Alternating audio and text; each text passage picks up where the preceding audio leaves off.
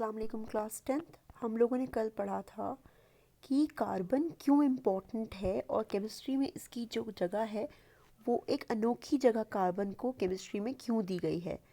तो उसका जवाब था कि कार्बन हर लिविंग चीज़ में पाया जाता है और कार्बन अपनी कुछ अनोखी प्रॉपर्टीज़ के कारण बहुत से कंपाउंड बनाने में सक्सेसफुल है। तो इसके बहुत से ज़्यादा कंपाउंड पाए जाते हैं और उनके वाइड एप्लीकेशंस होते हैं बहुत सी इंडस्ट्रीज़ में, टेक्सटाइल इंडस्ट्री में, सोप इंडस्ट्री में, ठीक है, बहुत सी इंडस्ट्रीज़ में एक्सेट्रा में इनके क्या पाए जाते हैं, यूजेस पाए जाते हैं इन कंपाउंड्स के जो कार्बन से बनते हैं। उनकी हमने कुछ फिज़िकल प्रॉपर्टीज़ देखी कि फ़िज़िकल प्रॉपर्टीज़ क्या होती है। मेल्टिंग पॉइंट कम होता है, बॉइलिंग पॉइंट कम होता है, वीकर बॉन्ड होता है बिकॉज वो कैसा बॉन्ड बनाता है, कोवेलेंट बॉन्ड। कोवेलेंट बॉन्ड में इलेक्ट्रॉन की शेयरिंग होती है, ट्रांसफरिंग नहीं होती। 3 टाइप के कोवेलेंट बॉन्ड होते हैं, सिंगल, डबल एंड ट्रिपल। ये मैंने आपसे तफसील में बात की थी इसके बारे में, तो मैं अभी दोबारा नहीं बताऊंगी इसके बारे में, ठीक है। आप लोग इसे एक बार फिर रीड कर लीजिएगा। एलोट्रॉप्स के बारे में बताया था मैंने क्लास में। उसके बाद मैंने वर्सटाइल नेचर ऑफ कार्बन के 2 रीजंस बताए थे। There are 2 reasons for which the carbon is very versatile. The reasons are catenation and tetravalency. Carbon catenation property show करता है, दैट मीन्स कार्बन अपने आप से बॉन्ड बनाता है, ठीक है, और बहुत ज़्यादा बनाता है। मतलब जैसे O2 होता है, ऑक्सीजन ने ऑक्सीजन से बॉन्ड बना लिया, लेकिन जब कार्बन बनाता है तो it goes on to 60, carbon 60 do exist, ठीक है। तो कार्बन बहुत छोटे साइज़ का होता है, तो उस चीज़ का फ़ायदा मिलता है उसको, और वो काफ़ी सेल्फ लिंकिंग प्रॉपर्टी शो करता है। टेट्रावैलेंसी भी मैंने आपको बता दिया था। अब जो हम पढ़ने जा रहे हैं वो पढ़ने जा रहे हैं हाइड्रोकार्बन, यानी ऐसे कंपाउंड्स के बारे में जो हाइड्रोजन और कंपाउंड कार्बन के मिलने से बनते हैं। हाइड्रोकार्बन्स 3 प्रकार के होते हैं। एक होते हैं सैचुरेटेड हाइड्रोकार्बन, दूसरे unsaturated hydrocarbon and the third ones are aromatic hydrocarbons. इनको हम तफसील में जानेंगे। Saturated hydrocarbons basically single bond वाले होते हैं। अनसैचुरेटेड में डबल और ट्रिपल बॉन्ड होता है, क्योंकि डबल और ट्रिपल बॉन्ड में जो रिएक्शन होती है वो डबल बॉन्ड तोड़ के सिंगल बॉन्ड बनाने की हमेशा कोशिश में रहता है कार्बन, ठीक है। तो इस कोशिश में इसको अनसैचुरेटेड हाइड्रोकार्बन कहते हैं, ठीक। और एरोमेटिक जो होते हैं, एरोमा मीन्स खुशबू, ये एरोमेटिक हाइड्रोकार्बन में से खुशबू आती है, वन। एंड ये चेन, ये बेंजीन चेन, ये जो होती है ना बेंजीन रिंग, ये हर तरफ से बंधे हुए होते हैं, हर तरफ से ब्लॉक्ड होते हैं, ठीक है। बेंजीन का एग्जांपल है, इसके बारे में हम और बात करेंगे। अब आगे बढ़ते हैं हम सैचुरेटेड हाइड्रोकार्बन की तरफ।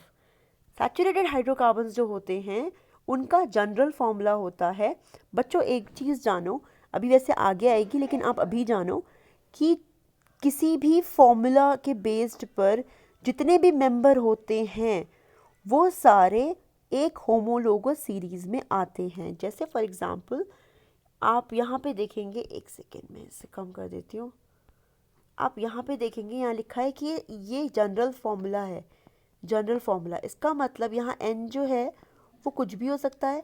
जब n 1 होगा तो ये बन जाएगा मीथेन, ठीक है।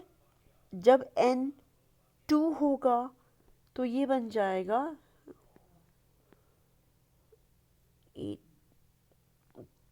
इथेन, ठीक है।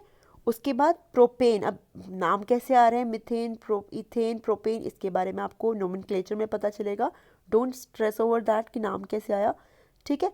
अभी आप इतना जानो कि क्या होता है, होमोलोगस सीरीज होती है।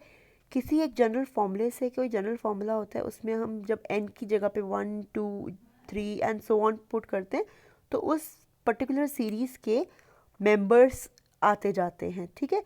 तो ये जो एल्केन सीरीज़ होती है हाइड्रोकार्बन की, सैचुरेटेड हाइड्रोकार्बन की, उसका फॉर्मूला क्या होता है, उसका फॉर्मूला होता है CnH2n+2, ठीक है। तो आप जब इसमें 1 पुट करते हो तो आपको मीथेन मिलता है, 2 पुट करते हो तो आपको इथेन मिलता है, 3 पुट करते हो तो प्रोपेन मिलता है, एंड सो ऑन। अब आते हैं अल्कीन पे कि अल्कीन का जनरल फॉर्मूला क्या होता है, अल्कीन सीरीज़ का क्या जनरल फॉर्मूला होता है। अल्कीन सीरीज़ जो है अनसैचुरेटेड हाइड्रोकार्बन है, यानी ऐसा हाइड्रोकार्बन है जिसमें कार्बन जो है वो कैसे बॉन्ड बना रहा है, डबल बॉन्ड बना रहा है।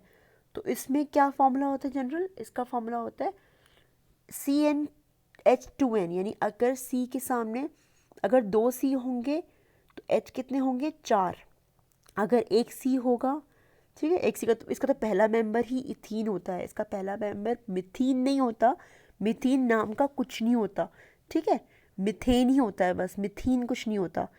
इसका पहला मेंबर क्या होता है, इथीन, क्योंकि ये 2 से तो स्टार्ट होगा, तभी तो उनके बीच में डबल बॉन्ड होगा, है ना। तो ये इथीन से स्टार्ट होता है, इथीन, इथीन के बाद प्रोपीन, प्रोपीन, यहाँ प्रोपेन लिखा है, प्रोपीन होगा, ये प्रोपेन नहीं होगा, ये प्रोपेन यहाँ लिखा है लेकिन ये प्रोपीन होगा।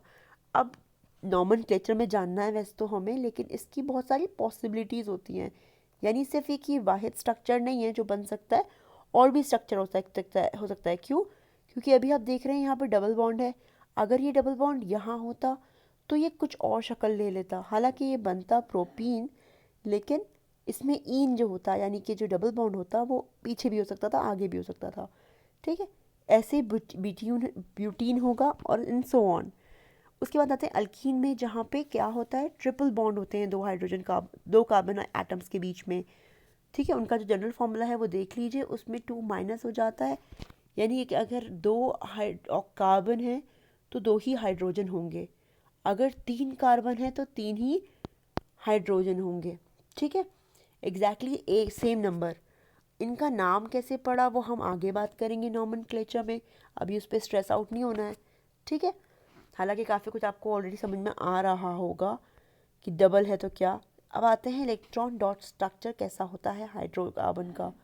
ये काफ़ी इजी है, जैसे अभी आप कोवेलेंट बॉन्ड के लिए देख रहे थे, ये क्या है, अल्केन सीरीज़ का है, यानी कौन सी होमोलोगस सीरीज़ है ये, अल अल्केन, ठीक है।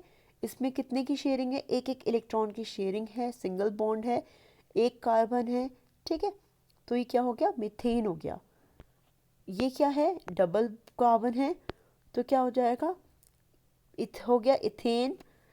एन क्यों लगाया, क्योंकि अल्केन सीरीज़ है, और अल्केन सीरीज़ कैसे बनती है, जब सिंगल बॉन्ड होता है। अब जो है इसकी तुम इलेक्ट्रॉन डॉट स्ट्रक्चर और भी बना सकते हो, ठीक है। उसके बाद आएगा आइसोमेरिज्म। आइसो मतलब होता है सेम, आइसोमेरिज्म ऐसे कंपाउंड जिनके मॉलिक्यूलर फॉर्मूला सेम होते हैं लेकिन स्ट्रक्चरल फॉर्मूला अलग होते हैं, जैसे कि उन्हें कहते हैं आइसोमर्स, और इस फिनोमेना को कहते हैं आइसोमेरिज्म। इसका एग्जांपल है आपके सामने यहाँ, ये देखिए इसमें देखिए एन ब्यूटेन, और ये क्या है, 2 मिथाइल प्रोपेन, ठीक है। अभी आपको हालांकि ये बात समझ नहीं आ रही होगी क्योंकि आपको नॉमेनक्लेचर नहीं आता, लेकिन मैं फिर भी आपको रफली बता देती हूँ। 1 2 3 4, यहाँ पे 4 कार्बन एक सेम सीरीज़ में जुड़े हुए हैं, तो इसका फॉर्मूला क्या होगा, C4H, गिनो ज़रा, 3 2 5 6 7 8 9 10 10, ये है इसका मॉलिक्यूलर फार्मूला, और इसका भी मॉलिक्यूलर फार्मूला यही है। लेकिन जब आप स्ट्रक्चर देखते हो तो यहाँ पे एक मीथेन ग्रुप उठकर कहाँ आ गया, सेकंड वाले पे लग गया, ठीक है। तो इसका और इसका स्ट्रक्चर बदल गया, लेकिन इनका मॉलिक्यूलर फार्मूला कैसा है, सेम। तो इस फिनोमेना को कहेंगे आइसोमेरिज्म, और इन दोनों को आपस में कहेंगे आइसोमर्स, ठीक है। ऐसे ही पेंटेन के आइसोमर्स भी मुमकिन है, ठीक है, हेक्सेन के आइसोमर्स भी मुमकिन है। उसके बाद हम आते हैं होमोलोगस सीरीज़ पे, जिसके सारे मेंबर्स एक जनरल फार्मूला से रिप्रेजेंट किए जा सकें, उस सीरीज़ को होमोलोगस सीरीज़ कहते हैं। जैसे अभी alkane series is a homologous series जिसका जनरल फार्मूला होता है CnH2n+2। ऐसे ही alkene is again a homologous series, अगर, ठीक है। तो होमोलोगस सीरीज़ क्या होती है, जिसके सारे मेंबर एक ही फॉर्मूला से रिप्रेजेंट किए जाएं और सक्सेसिव मेंबर में इसका फ़र्क हो, CH2 का फ़र्क हो, हर एक सक्सेसिव मेंबर में कितने का फ़र्क हो, CH2 का, ठीक है। या ठीक समझ में आ गई बात। उसके यहाँ पे एग्जांपल दे रखा है, कैरेक्टरिस्टिक्स क्या होती हैं मैंने बता दिया आपको। सारे मेंबर एक ही केमिकल प्रॉपर्टीज शो करते हैं, उनके अंदर सेम फंक्शनल ग्रुप लगा होता है, वो सब एक दूसरे से CH2 ज़्यादा होता है, सारे मेंबर एक ही फॉर्मूले से रिप्रेजेंट किए जा सकते हैं। अब आते हैं हम फंक्शनल ग्रुप पे। फंक्शनल ग्रुप कौन कौन से हमारे पास मौजूद हैं?